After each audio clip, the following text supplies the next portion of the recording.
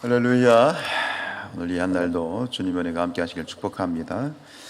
어제 우리가 21장에서 역사적인 순서로 보면 이제 맨 마지막 왕, 그러니까 남유다가 모두 왕이 20명이었거든요. 그 20명의 왕, 그러니까 바벨론의 이제 포로 바벨론에서 멸망을 완전히 당할 때까지 이제 20명의 왕. 근데 그 마지막 왕이 누구였죠? 어제 우리가 본 왕 이름이 기억나세요?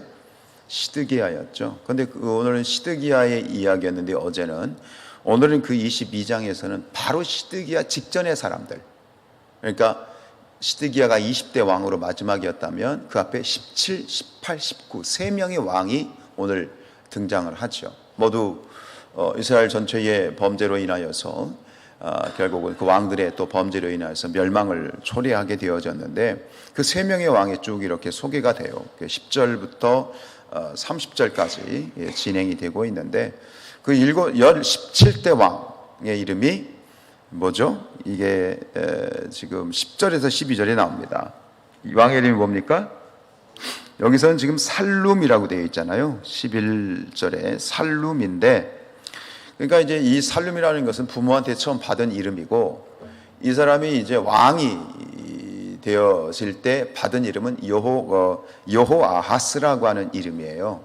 이것은 유다의 3대 성군이었던 그 요아스의 넷째 아들, 그러니까 아들이 다 있었는데 넷째 아들을 이제 왕이 올려요. 그래가지고 이제 이 살룸 여호아스가 왕이 됐는데, 그런데 아버지하고 똑같이 굉장히 강경하게 반애굽 정책을 펴요. 그래가지고 이 애굽에서 이집트에서 그 바로 느고라고 하는 왕이 바로란 말은 왕이란 말이잖아요. 그러니까 느고 왕이 애굽의 느고 왕이 잡아가요.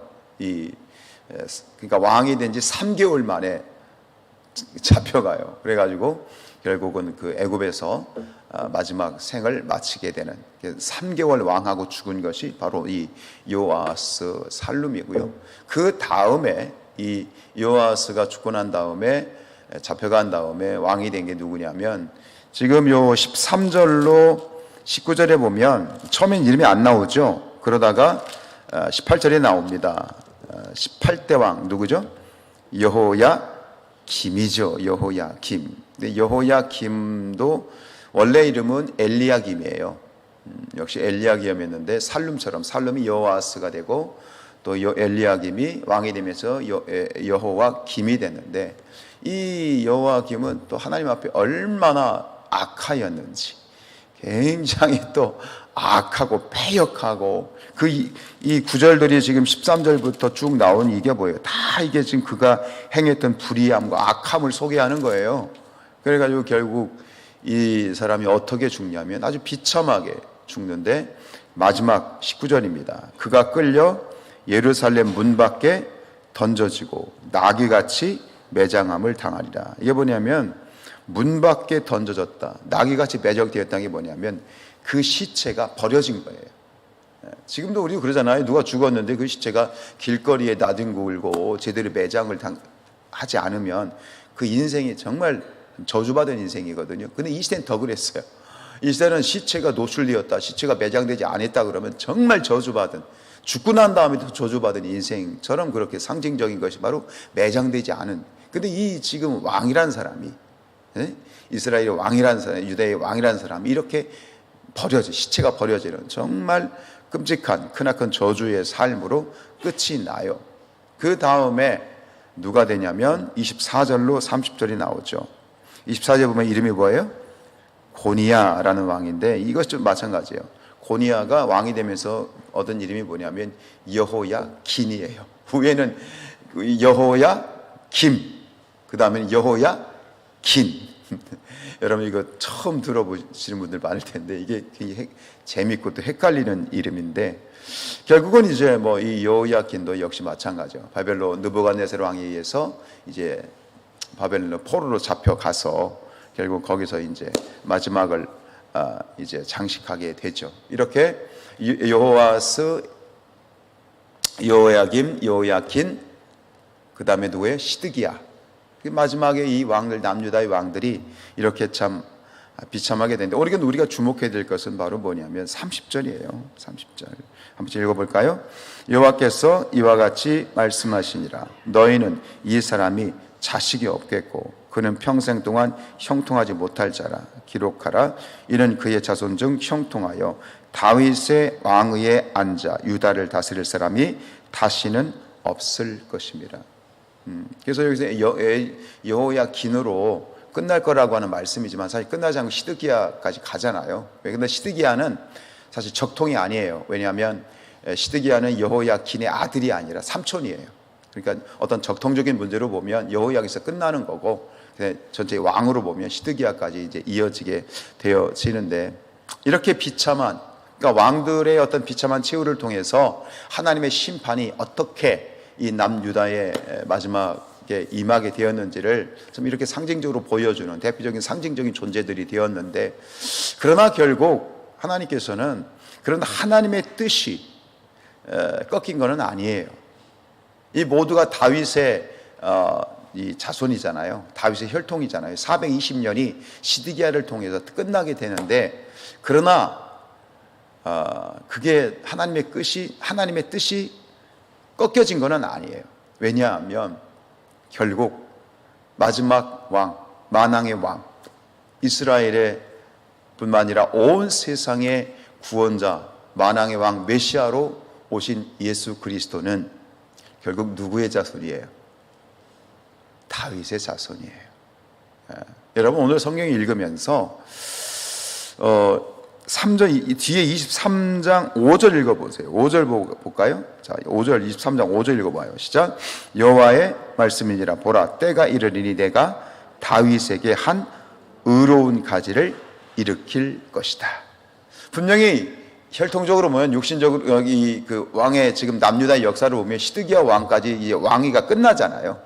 그런데 하나님은 다윗의 가문에서 결국은 메시아를 보내시는 거예요. 그러니까 이 완성을 하시는 거죠. 영원한 그러한 이 왕국, 영원한 나라를 다윗의 혈통에서 결국 끄집어내신 거예요. 오늘 말씀을 읽으면서 제 눈에 확 들어온 반복되는 구절이 있었는데 그게 2절, 4절, 30절 그리고 우리가 마지막에 읽었던 30절에 나와 있는데 30절에 보시면 뭐라고 되어 있냐면 다윗의 왕위에 앉는다라는 표현이에요. 2절 보세요. 22장 2절 보시면 이르기를 다윗의 왕위에 앉은 유다 왕이에요. 4절 보세요. 내가 참으로 이 말을 준행하면 다윗의 왕위에 앉는 왕들이라고 표현되어 있습니다.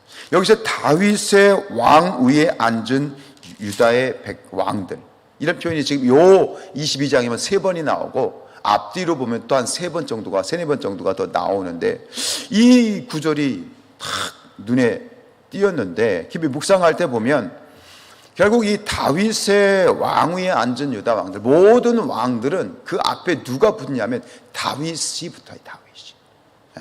결국 다윗의 왕자에 앉은 이 왕자가 각각의 왕자가 아니라 다 다윗의 왕자라고 모든 그런 이 왕들이 악하든 선하든 결국 그들은 다윗의 왕자에 속했다라고 하는 이 표현이 이게 팍 와닿는 거예요. 왜 유다 말기의 왕들도 악한 왕들도 이러한 칭호로 불렸을까? 이것은 결국 뭐냐면 하나님께서 여전히 다윗과 맺었던 언약을 기억하시는 거예요. 결국 이 왕들이 하나님 앞에서 이렇게 영광스러운 이름으로 칭호를 받을 수 있는 것은 다윗 때문이다. 다윗의 그러한 믿음 때문이었고요.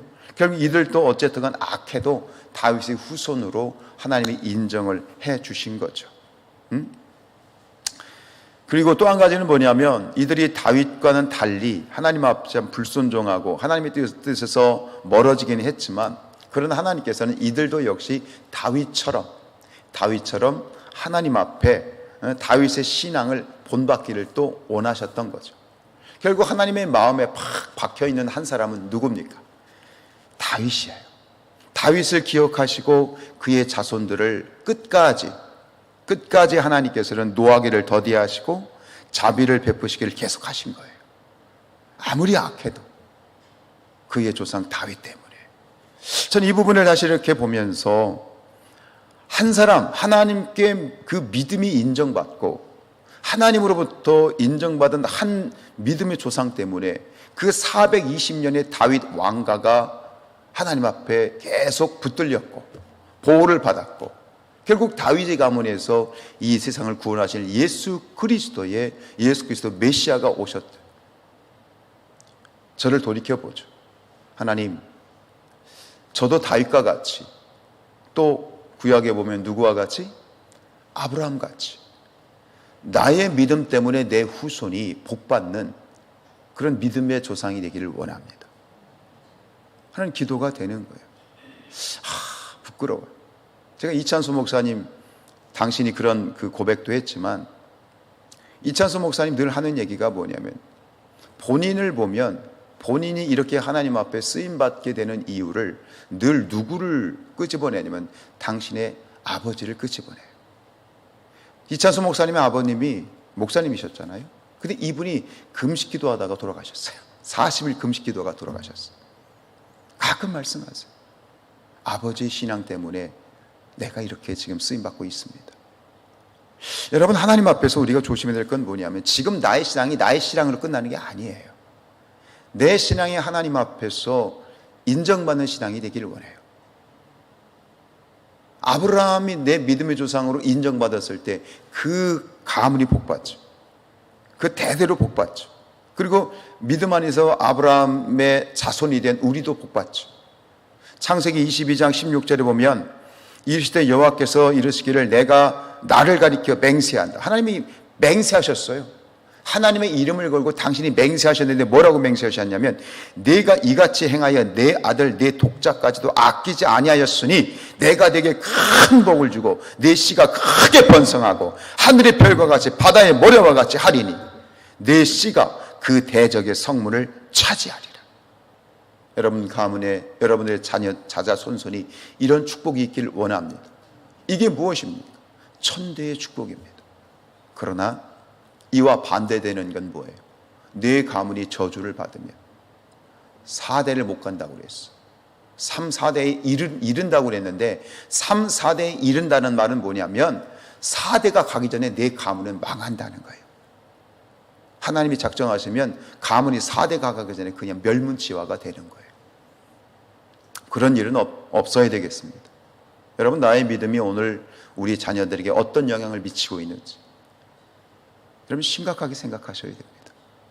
내 말 한마디가, 내가 집에서 하는 말 한마디가 아이들의 신앙을 곤두박질치게 할 수 있고 아이들의 신앙을 세워줄 수도 있어요. 모르는 거예요. 교회에서 보여지는 모습은 전혀 모르는 거예요. 집에서 사적으로 아이들에게 어떤 모습, 자손들에게 어떤 모습을 보이냐 전 몰라요.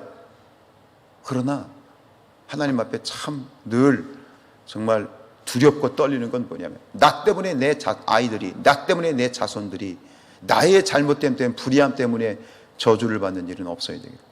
반대로 부족하지만 최선을 다해서 내가 하나님 앞에 내가 뭘 하나님께 해드릴 수 있겠어요. 그러나 나의 믿음이, 내 중심이 하나님 앞에 어쨌든 간 닿아서 인정받는 믿음으로 말미암아 내 자손과 내 후손들이 나의 믿음이, 내가 축복의 통로가 되어서 내 자손들을 축복에 이르게 하는 그런 나의 믿음이 되기를 원합니다. 그리고 우리 모든 성산의 가족들의 신앙이 그런 믿음의 조상의 신앙으로 세워지기를 축복합니다.